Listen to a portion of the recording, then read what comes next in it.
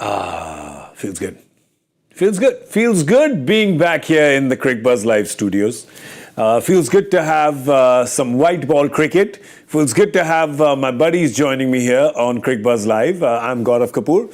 With me, Zaheer Khan, who was here virtually last time because we were here live for the auction, which felt like it went on for 16 or 18 hours a day. But you were in Jeddah. Jack was in Jeddah at that time. Felt like a test match. It did, didn't it? Yeah. And not the good kind. No, it's always good. No, I mean, fun. if it goes 5 days and you lose, then that's not good, right? Everyone wins in the auction, you know that. Yeah, that's true, actually. Everybody wins in the auction. And congratulations, you announced your captain yesterday as well. Yes, so very excited, looking forward to the season. And hopefully we'll bring out the brand of cricket which we want to play, which is going to be very dominating and fearless. I like it. He's talking like a press release. I like that. I like it. He's got the buzzwords down, hasn't he? And joining us all the way from England after spending a lovely summer in Australia, getting his prediction of the BGT correct. Cancelling a paddle plan with me last minute in Melbourne.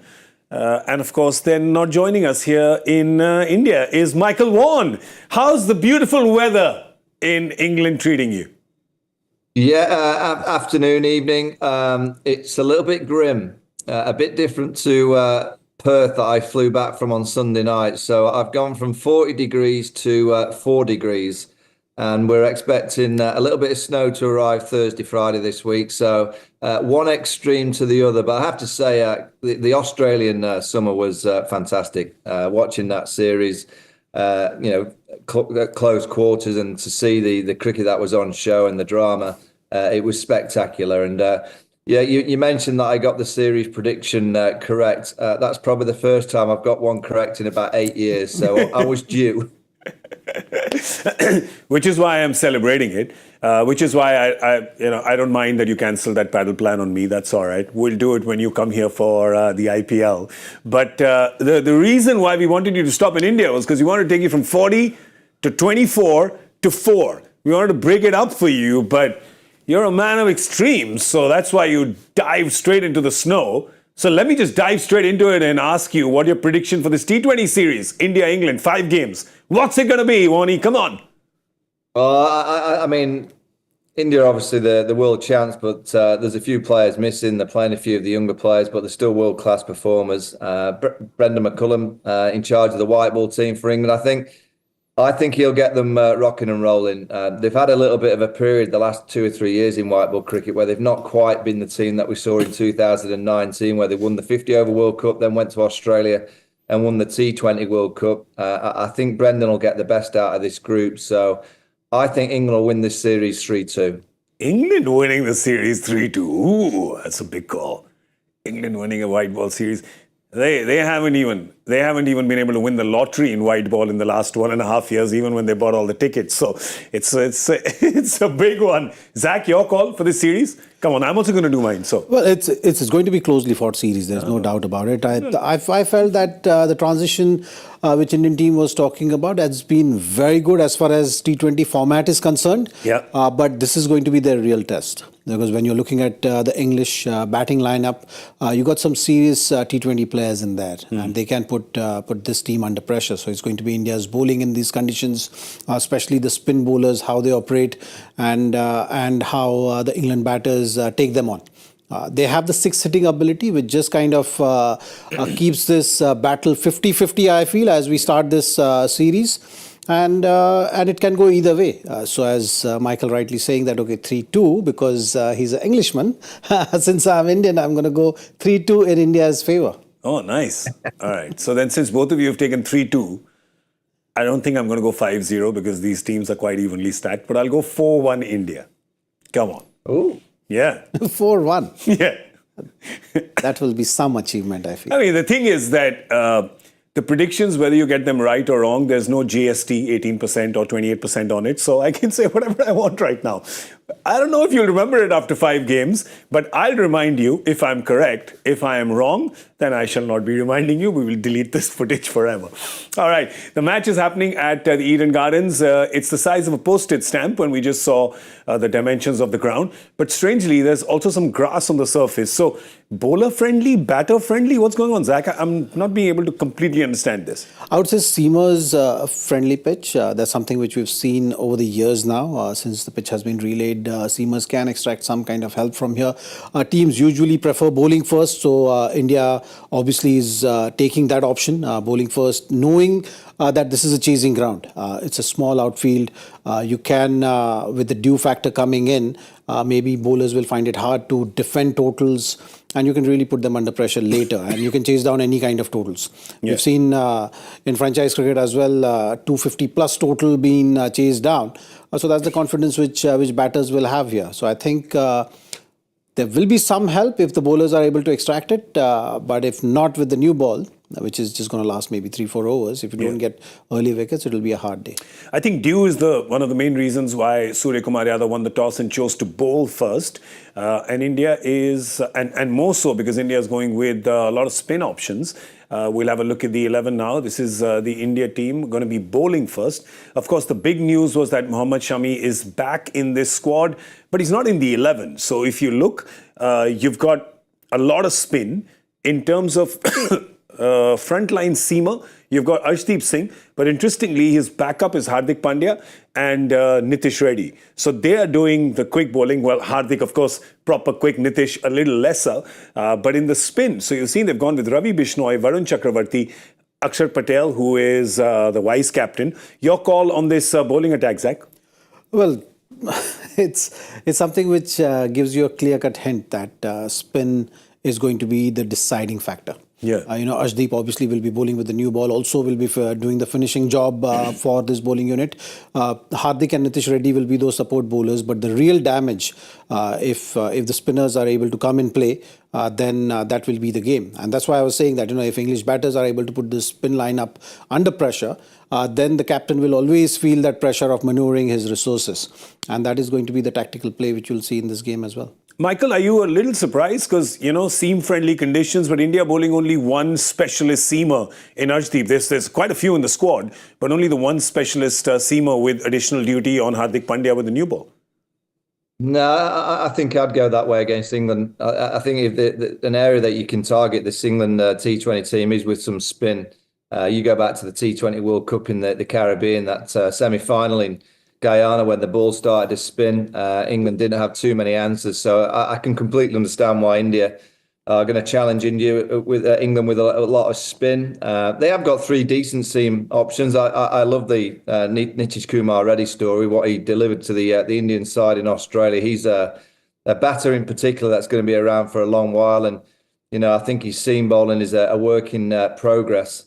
So yeah, all the spin options that they have they're all world-class performers, and I'm just intrigued with the way that Baz McCullum's going to get this white ball team batting. They've had a period where we know the style of play that they like to go for. They like to be flamboyant and aggressive, but over the last 2 or 3 years, they've not quite been as powerful as they were under Owen Morgan, and that combination of Baz McCullum and Joss Buttler in particular, because you could question that, the problem with England's white ball team of late is the captain's not kind of had the leadership that Owen Morgan had with Trevor Bayliss. That combination of captain and coach has not quite been there. So from an England perspective, we're hoping that Buttler and McCullum can do what Stokes and McCullum have done to the Test team in the white ball arena. I'm going to come to you after we show the 11 and talk about Baz McCullum taking over white ball duties for England as well. But let's have a look at the 11 that Buttler and McCullum have decided to put on the field today against India. Well, they've gone the exact opposite way. So they've got 4 quicks that they're bowling. So obviously, both teams have read this surface differently, or they're just deciding to play to their strengths. agnostic of what the conditions are. But it's interesting to see Ben Duckett at the top there, because Jax has been opening, Butler has been opening, but Ben Duckett, we saw him down in the Big Bash as well for a few weeks right after they left New Zealand. He's going to be opening with Phil Salt, who's been prolific in this format, Joss Butler, the captain, Harry Brook, Liam Livingston, Jacob Bethel. So they're going to be batting first. Jamie Overton can hit a long ball as well. And then Gus Atkinson, there's proper pace of Jofra Archer and Mark Wood. And then, of course, Adil Rashid, who's, Michael has told us multiple times that he's one of the best plying his trade right now. But your call on the four seamers here, Michael? Well, first and foremost, to see Mark Wood back out there playing is what all England fans will be delighted about. The combination of Archer and Wood is one that, if they get it right, they're as quick a combination that you can get in the World Game. But we all are like that when both of them play, because we need them to stay fit for not just this series, for the summer series against India in the Test series, and then obviously the Ashes later down the track. Butler's very interesting to me because I feel he's the best opener that England have, and he's going to bat at number 3. His record opening the batting in T20 cricket is fantastic. It's not quite as good when he comes in either first down or in that middle order. So he's kind of made way because Ben Duckett has played so well across all the different formats. He's becoming such a consistent player. So they're trying to get Duckett into the side, and Phil Salt has been playing great as well. So the captain's almost taken away the ability that he has at the top of the order and put himself to number 3 to allow Ben Duckett into the side, which I don't think you can give a player a better compliment than that. They're so desperate to get Duckett into the side because he's been playing great that the captain's decided to go one down. I'm intrigued. You've got someone like Jamie Smith, who's not in that side as well, who's a powerful player and such a wonderful striker of a ball. So both teams, if you look at strength, you look at the squad depth of both these teams, and there's a number of players that aren't playing today that could be in these sides, which makes competition for places very, very strong. But Michael, I see your point about, the compliment to Ben Duckett. But at the end of the day, with Joss Butler, who is one of the best in the world, I know that you on this very show have called him, the best T20 batter in the world multiple times. Don't you then want to, as team and team management, optimize him? Because he, as opener, is, he can take the game away. So why should he be adjusting and playing at number 3 to get another player in, no matter how good that player is? So your thoughts on that? No, I agree. I was just describing what England have done and why. I would always have Joss Butler at the top of the order in T20 cricket. Those numbers don't lie. And, if Ben Duckett comes into the side and has to bat 3, that's fine. But I wouldn't be getting rid of one of my key strengths of my England T20 team. And I think one of the key strengths is Butler at the top of the order. He's got the ability to get 100, a big 100, really capitalise the power play, hit all the bowlers. And it's irrelevant, the quality. He can hit any quality bowler around the park in T20 cricket. So they've opted to bat him at number 3. I personally would have him at the top of the order. And Zach, to add to that, Butler and Salt together have been absolutely destructive. In fact, they even tried Will Jacks and Phil Salt. That didn't work, and we've seen how good a bat Will Jacks is as well. But Salt and Butler are absolutely fantastic. So not only are you not playing Butler in a position where he can, completely finish the game in 6 overs, you're also breaking up a really successful partnership. So seeming a little counterintuitive to me, this. I think somewhere you can see a part of planning as well. When you're looking at the next T20 World Cup being played in India, you kind of want to just have those bases covered, and maybe Joss Butler in the middle order, giving them that confidence of taking the spin bowling on. All the teams pretty much will be bowling 2 spinners from 7 till maybe 11, 12 overs. Yeah. And that's the time they want to encash. At the same time, they want to set the tempo with the new ball. So that is something which can be the thought process. They got a lot of power. They have a lot of power right from the word go till about finishing the innings as well. Jofra can contribute with the bat as well, so they bat deep. It's just about making sure the tempo is maintained in that middle phase of the game, which is so crucial. If you lose those wickets in that middle phase, that suddenly puts pressure on batters because they're batting out of position. Yeah. And T20 cricket is become such a phase-oriented game where you want a specific batter to play a specific phase for you to maximize the impact on that day. And that's where it's heading, I feel. It's interesting because that means that England has decided not to play Jos Butler at his strength to basically cover the weakness that the rest of the team has. Yeah. So there you go. Maybe that's the answer, right? He's the most experienced player of spin who can optimize that middle pier then. So it's interesting. Well, that's what happens. When you're the best in the world, then the team needs you to do 3 jobs effectively. So you got to pick, which one you can do. But the interesting part here is that for India, Akshar Patel, the vice captain, said that we have decided as team management that only the openers will have pre-decided slots and everybody else will be a floater. So anyone can come and bat at any position. Now, I know that we on Cricbuzz Live have joked about that number 4 position leading up to World Cups. You know, we keep talking about who'll bat in which position. But this is new age here, Michael, that 3 to 7, just stay padded up. Anyone can be called at any time. Yeah, and who's going to make the decision of who goes when? You just get a tap on the shoulder and away you go. I think today, and Zach will know from being around the franchise system, particularly the IPL, there's so much data and information. And if you know particularly a batting line that's going to play against you, you can set your bowling combinations to counteract that batting lineup. If the batting lineup that you're playing against you're not sure about, you're not sure who's going to come in at 3, 4, 5, 6 or 7, it's quite difficult as a captain and a coach to plan your bowling combinations for the team that you're playing. So I think it's quite sensible. I would probably guarantee that there will be more of a structure than you think. And I think there will be certain players that play certain roles throughout the 20 overs and they'll stay to that. But I think surprising the opposition with certain combinations, particularly left-hand, right-hand kind of changes when you feel that there's a chance that you can attack a certain bowler that you know have got a few more overs left in the tank.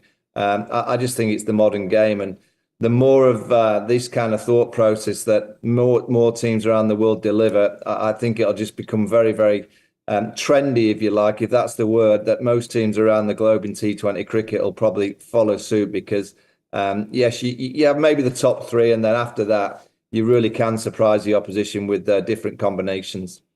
Does that, we'll just come to India first because the thing is that India has had a golden period with T20 cricket, right? So everything has been working. Right, left is something that India has been playing a lot with the batting order. That's been working. You know, few all-rounders. We got 3 today that are playing, down the middle. That's been working. A lot of youth. The transition has been well. So it's obvious that whatever India is doing with this kind of new age T20 format, it has been working. We've got the results to back that thought process and very dominant results when you look at that. 24 out of 26 games, beating coming second to India's own record before that. A 92% win record, 5 bilateral series won, 2 high scores there, 297 against Bangladesh. Okay, I'll be naughty and say I don't count that much, but the 283 against South Africa I do. Yes, come at me. The most exciting part for me when you're looking at these numbers and why they are able to achieve that number. Now, whether there is a conscious effort being made in terms of achieving that as a batting unit or it's just happening naturally because you're seeing people achieve that. And that number is number of hundreds. Yeah. I think people, when they are having their day, they're making it count. Good point. And that is something which sets such a strong platform and that will give you the flexibility of then saying that, okay, openers are going to bat at number 1, 2, but after that, depending on how the game is unfolding. Yeah. And everyone be ready because if someone is having a great day and scoring 100, then you need power to maybe be pushed up the order. And that is what has been happening. So you have Sanju Samson scoring those 200s in South Africa, Tilak Varma scoring those 100s, Surya, the captain himself, been so consistent with scoring 100s at this level. Yeah. So I think, that is setting a really high standard for this batting lineup. And whoever is having a good day is actually thinking of 3-figure mark, which is not common in this format. Yeah. Usually you're looking at more of a strike rate, but what they've figured that if you are able to be there for longer time, the strike rate naturally goes up. Yeah. And that is what is helping them achieve these big totals. So if it's not a conscious effort, I think it's a good time for them to set that as a parameter of success in that batting lineup. Whoever is having a good day, make sure that you strive for that 3-figure mark. Good point about the strike rate, Zach, because in the top 8, everybody is striking at above 140. So when you look at, all the way down till Akshar Patel, everybody's got a strike rate of 140 plus. So obviously they are looking at that, and that, Michael, that gets allowed. It allows the other players, like Zach is pointing out, if one player is holding on and going to get 100 at 150, 160 strike rate, it allows everybody else to then the license to bat at near 180, 200. Yeah, I mean, they've got such a skillful batting lineup, but they all can hit sixes, and that's the key in T20 cricket. You've got to have the kind of the top seven that can all go out there and pretty much from, I wouldn't say from ball one, but inside the first 5 or 6 balls, they've got to be able to clear the ropes and get the ball over the boundary line. And Sanju Samson's been a revelation. The way that he's played in the last year has been fantastic for India, and he's a wonderful player that plays so well in T20 cricket. I look at the way that he bats and think, he's so gifted. He could play all formats of the game. He's got so much quality. But they're so strong. And I think it's a mindset change a couple of years ago, and probably a little bit further back than that. India just changed their mindset with the way that they were playing T20 cricket in particular. And the skill and the talent, you've got an abundance of players in India to choose from. And that just makes competition. And that's the key, really. A real quality team. You need players outside of the team that the players in it know that they could be replaced by, and that keeps them all very hungry. They know that they've got to keep scoring the hundreds. They know that their strike rate has to be above 140, because if it drops to 120, 125, and you're not getting the big scores when you get in, there's someone ready to take your place. So India have got so many players to choose from, which is really driving that kind of performance level in the first team. Well, actually, Michael is understating it. I think for India right now, one player underperforms, there's 3 people willing to take his place, right? That's the kind of abundance, Zach, that there is with white ball talent. Well, I think that's why the transition has been so smooth. And not just the transition after the T20 World Cup, but leading up to that also, if you see, usually T20 format is looked at a format where you can try new players, ease them into the international level. And that's how Indian cricket has been looking at this format. And somehow yet maintaining that balance and giving priority to winning games and winning series. So that has achieved over the period of time. And the franchise cricket also supporting it very well. Because it's a very highly competitive tournament. You have the process of evolving as a cricketer for a domestic cricketer. Yeah, it's becoming easier and easier. The exposure is very good. So you are very well prepared when you are taking on the big wigs at the international level. And that has been the strength. And that's why you are seeing this evolution of Indian cricket, where in this format especially, you'll find a lot of players ready to replace the current playing squad and putting them under pressure as well. So it's a healthy competition. Yeah, I mean, they hit the ground running with the kind of experience that they get in the IPL. I want to talk about, you're talking about the transition that has happened for India in white ball. I think, Michael, we have to talk about the transition for England as well, because still 18 months ago, they were white ball champions, in both 50 and 20. And then there's been a dip in form in the last 18 months. So talk to us about that, and then if that was the kind of the guiding light or the main reason why Brendan McCullum has now been given the reins for the white ball team. Yeah, I mean, if you go back to their defence of the 50-over World Cup in India, they just didn't get things right. There was contractual issues. There was 1 or 2 fitness issues with a few of the players. They just didn't get into the tournament by playing anywhere near the standard. They won a couple of tosses and decided ball. I remember one against South Africa in Mumbai, where they decided to bowl when it was about 450 degrees, and South Africa piled up a huge score and England lost convincingly. So they didn't quite get it right tactically. Then the T20 World Cup, they didn't play great as a team, got to the semi-finals by not playing brilliant cricket, and then were exposed on a spinning surface in Guyana. So I think what Brendan McCullum brings is just a huge amount of positivity and energy and drive. I mean, straight away, I look at this first team that he's picked, and he's gone with real pace in the bowling attack, and that's what he likes. He wants pace in his test match team. He wants it in his white ball team as well.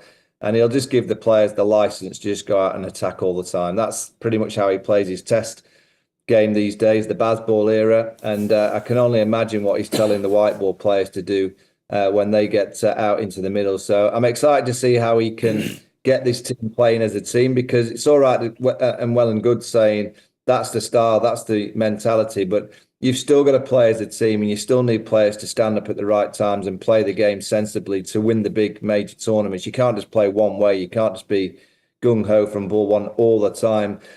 So I'm intrigued to see where the smartness will come in. I'm sure they'll be working on that, and they've got a number of experienced players that have been very, very successful in white ball cricket. So it's definitely in the locker, the smartness. It's just how they bring it out. I mean, you look at that lineup there, and it's got so much power. You've got Jamie Overton down the back end, Gus Atkinson, Archer, Rashid Wood, with all the kind of different combinations with the ball in hand, but also they can all bat, they can all whack sixes down the back end. So it's a very strong batting lineup. It's got plenty of bowling options. They all field well. And I think Brendan McCullum has taken, when he took the test team, I thought, oh, there's plenty to work with. But I didn't imagine that he would do what he's done in terms of the style. It's been fantastic to watch. The white ball team, there's every tool there. There's every single tool required to make a very, very competitive white ball team that can win the Champions Trophy, that can win World Cups, because they've got so much experience. So we all expect that Brendan will bring something, that little sprinkling of dust that you require, the cherry on the top of the cake. We're hoping that Brendan McCullum will deliver that for the white ball team, because he's certainly got the tools to make him into an outstanding team.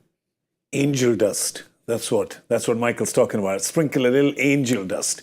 I'm going to ask the two of you, because the game's going to start in a few minutes. The game's being played at Eden Gardens, right? So it's a home game for both coaches. There's Brendan McCullum, there's Gautam Gambhir. It's a home game for both of them at Eden Gardens. Who's the advantage with?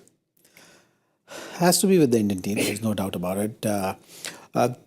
Right now, it's pretty set, isn't it? When you're looking at this format for the Indian team, they've got good numbers to show and enough experience playing in various venues. So I think when you're looking at the series being played in India, it's clearly going to be advantage India. Do you think it has, Michael, has something to do with also just spin with Bishnoi, with his quick one? He's basically just bowls really quick googlies. Varun Chakravarti with his mystery, Akshar with his guile. Do you think that's going to be the challenge for England today? Yeah, and also I think there'll be a little bit of swing up front as well, so don't rule out your seamers. I really like Gautam Gambhir as a T20 coach. I think he's got that real smartness. You only have to look at what he's done in the IPL with his T20 teams, and you know what he's done with India already. I mean, I know there's a question mark over his test performances, but in white ball cricket, I just think he clearly brings a smartness to the game, and they'll take some beating. They really will. But I'm backing my England side to win the series 3-2 purely because of the Bazball effect, the Brendan McCullum effect. He always starts with a win. Okay, great. So let me just quickly get the score prediction in before I show you the joy factor question. Michael, Eden Gardens, postage stamp. How many are England going to get? India's won the toss and is bowling first. So how many are England going to get with all their power hitters down to number 12? They're going to get 184. That's it. After all that big talk, you've landed at 184. Yeah, they'll ease into the series, but I think they'll get 184 tonight. What do you say, Zach? I'm going higher, actually. I'm going with 205. Oh, you've left the 190s free for me. Love it. Love me a bit of 192. I'm going to go. What have you said? 181? 184. 184. So I'll get a little breathing room. 193. 184, 193, 205. 205. Ooh, loving these guesses. All right, these are the easy bits. We've got a tough question for you. There's another guy who's from KKR, which is Joy Bhattacharya. This is quite a purple show today. In 2024, who was the only cricketer to score over 2,000 runs in T20 cricket with 15 half centuries and a century across 76 innings? The century was not across 76 innings. He played 76 innings and got 2,000 runs. One, he knows that, I think. You have the answer. I think I know it, yeah. Give us a clue. Give us, don't give us the name, but give us his zodiac sign. I think he's a Scorpio. He's a Scorpio. Okay, tell us two. Just tell us two of the leagues he's played. I think he's played in most. Oh, there you go. He may have played in the 100 ball as well last year. Oh, there you go. That's you got to score. But that doesn't count in the 2,000 runs because that's not T20. But he's got 2,000 T20 runs. Well, there you go. That's all we've said. By the way, did we say it's he? We haven't said that. Yeah. They, them. They have got it.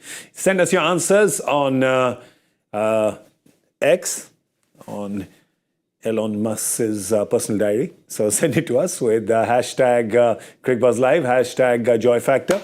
Well, that's all we have time for on Cricbuzz Live right now. I'll give you a quick recap of what has happened. The first of 5 T20Is to be played between India and the visiting England team. First game happening at the Eden Gardens in Kolkata. India has won the toss and chosen to bowl first. We'll quickly show you the India 11 who's going to be bowling. There's no Mohammad Shami. He's in the squad, but not playing today. Maybe they're still not completely comfortable with his match fitness. Could only be that reason, otherwise they would have played him. India's bowling, spin friendly, a lot more spin. Akshar Patel, Varun Chakravarti, Ravi Bishnoi. Then Arshdeep Singh with the quick ball, Hardik Pandya and Nitish Reddy. For the batting, it's Sanju, Samson, Abhishek Sharma, Tilak Varma, the captain Sky and Rinku. The England team, they're going to be batting. Lots of heavy hitting there. Ben Duckett, Phil Saul, left-right combination there. The captain, Joss Butler, slotted to come in at 3. Harry Brook, Liam Livingston, Jacob Bethel, a young talent who's been quite impressive as well. Jamie Overton, Gus Atkinson, Jofra Archer, Adil Rashid, and Mark Wood. All right, we're going to see you at the end of the 10th over with Cricbuzz Combox. So do join us then. Just want to give you some news that Phil Salt is out Yeah. already. Oh, well. Let's go watch the No game. home ground advantage for him. That's good because Joss Butler's now in, so he's pretty much opening the batting. There you go. So Joss Butler is basically opening. I like that. All right, from Michael Vaughan, Zaheer Khan and me, Gaurav Kapur, it's bye on Cricbuzz Live. We're going to be here with you really shortly, so stay with us through the game today. Thanks for watching.